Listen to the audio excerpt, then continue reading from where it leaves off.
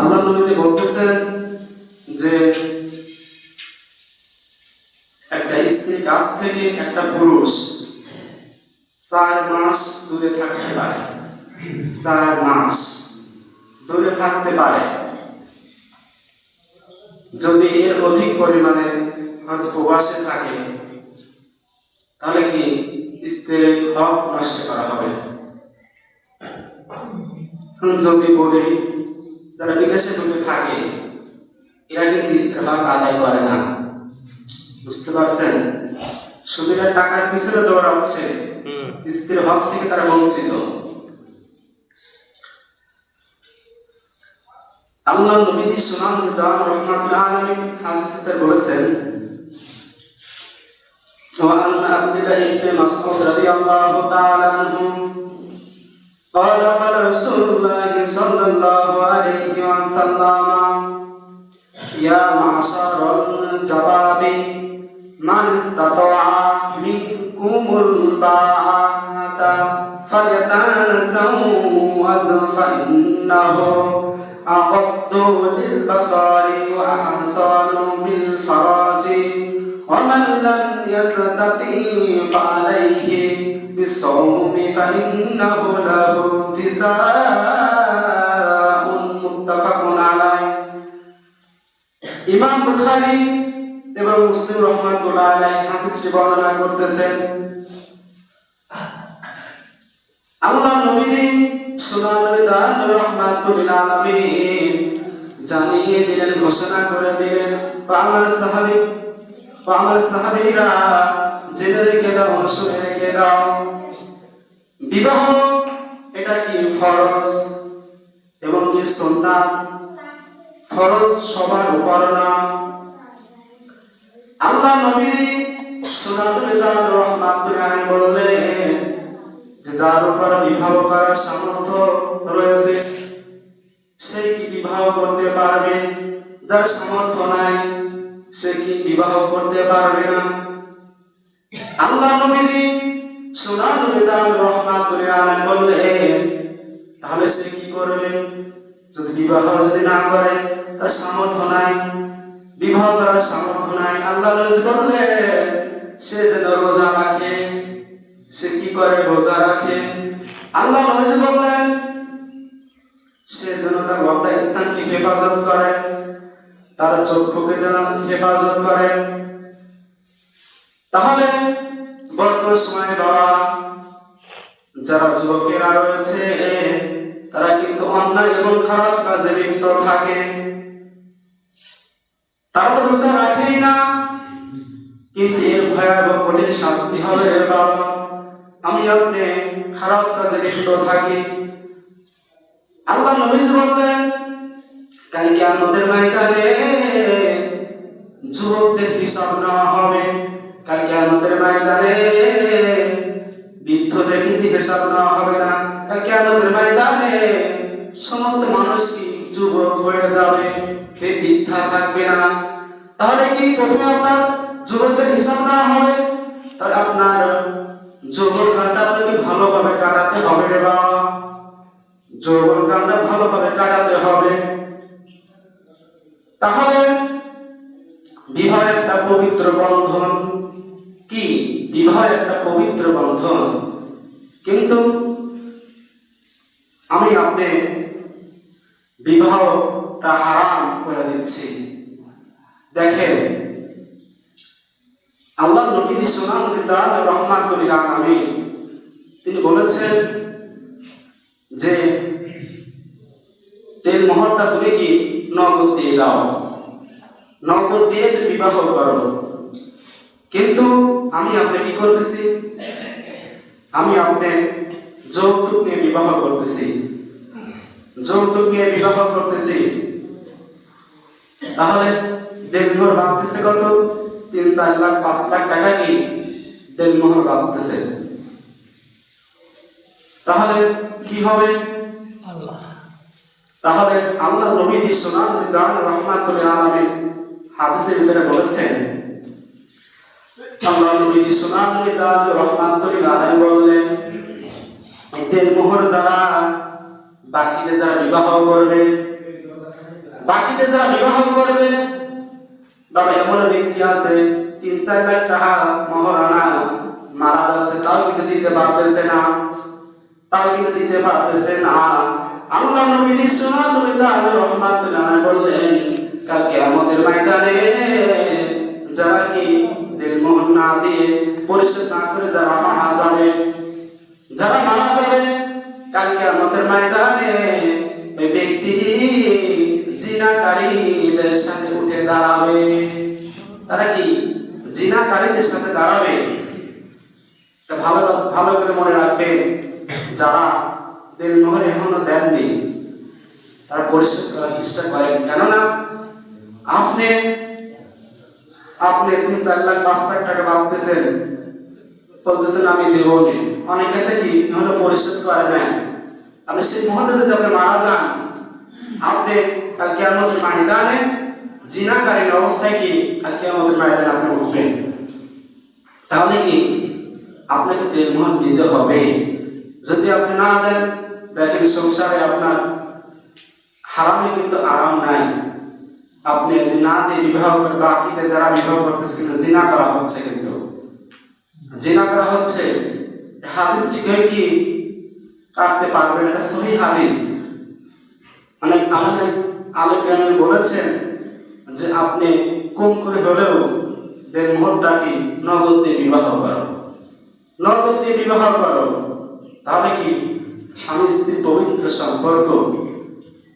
সম্পর্ক আপনি যদি দীর্ঘ নগদ দিয়ে বিবাহ করেন, তাহলে কি আপনার সংসারে অশান্তি থাকবে না, আপনার বিবাহটা কি পবিত্র হবে। বুঝতে পারছেন? আপনার দেওয়া লাগবে, অনেকে দেননি, এটা কিন্তু মাফ নাই, আপনাকে দিতেই হবে, দিনভর আপনাকে দিতেই হবে।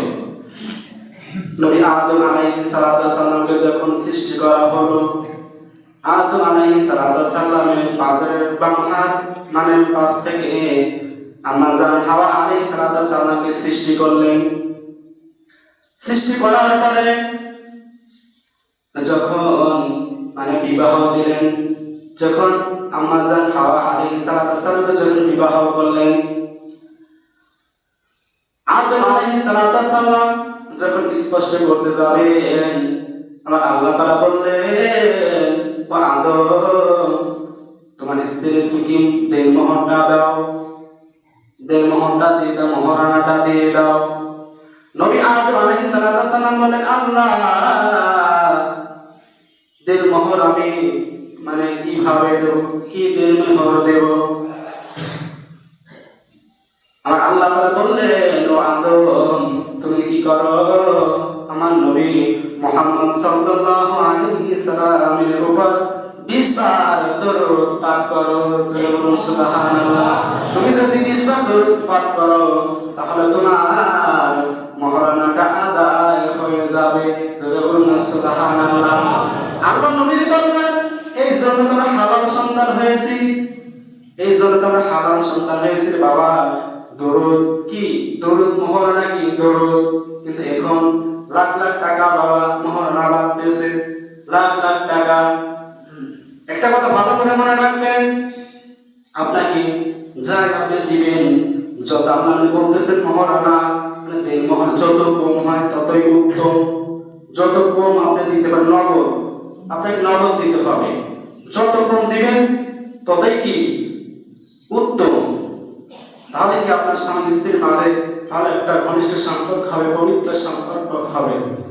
কিন্তু অনেকে আছে দিন ভর তার এমনি অতটা হয় না, কি এবার মোটর সাইকেল নেন, আরো বছর কত কিছু নেন, তারপরেই তো বাঁধে নাকি, এমনিতে 5 লাখ টাকা বাঁধে না। তাহলে আপনি কি যৌতুক নিয়ে বিবাহ করতেছেন, আপনার হারাম সম্পর্ক আপনি শুরু করতেছেন। বিয়ে কিন্তু পবিত্র, আপনি কি হারাম দিয়ে শুরু করতেছেন। আপনার সন্তান হবে, সন্তান কিন্তু হালাল হবে না। আপনার সন্তান যখন হবে, সন্তান কি করবে, আপনার সন্তান বড় হয়ে আপনার সঙ্গে ভালো ব্যবহার করবে না, আপনার সঙ্গে খারাপ ব্যবহার করবে। এমন একটা পর্যায়ে চলে যাবে ওই সন্তান আপনার ঘরে ছুরিও দিতে পারে। আমি আপনার সন্তানের দোষ দেই, কিন্তু আমাদের নিজেদেরই দোষ। আমরা কিন্তু হালাল সন্তান, নবীর উপর দরুদ পড়ে কি আদম আলাইহিস সালাম বিবাহ হয়েছে, কিন্তু আমি আপনি যৌতুক দিয়ে কি বিবাহ শুরু করতেছি, হারাম দিয়ে শুরু করতেছি। তাহলে সন্তান ভালো কি করে হবে, কিভাবে হবে? অনেকে বলেন যে আমার সন্তানকে মাদ্রাসায় দিয়েছি, কিন্তু সে পড়ে না, মানুষ হয় না। আপনার বিয়েতে আপনি গান বাজনা দিয়ে শুরু করতেছেন, হারাম দিয়ে শুরু করতেছেন, সন্তান কিভাবে আলোক হবে? হবে না। আপনার স্বামী স্ত্রীর সম্পর্ক পবিত্র সম্পর্ক, আপনি নবীদের দিকে তাকিয়ে দেখেন। আমার নবী যে মুহাম্মদ রাসূলুল্লাহ সাল্লাল্লাহু আলাইহি সাল্লাম স্ত্রীর কতটা ভালোবেসেছেন। আল্লাহ নবী সোনার বিধান রহমাতুল আলামিনের বাবা 11টি স্ত্রী ছিল। অনেকে বলেন যে আল্লাহ নবী সোনার বিধান রহমাতুল আলামিন যৌবনের কারণে বিবাহ করেছে। না বাবা না, যৌবনের কারণে বিবাহ করে নাই। আল্লাহ নবী সোনার বিধান রহমাতুল আলামিন দেখবেন অনেক সাহাবায়ে কেরামের বাবা সাহাবীরা যুদ্ধে গিয়েছেন, যুদ্ধের ময়দানে শহীদ হয়ে গিয়েছেন।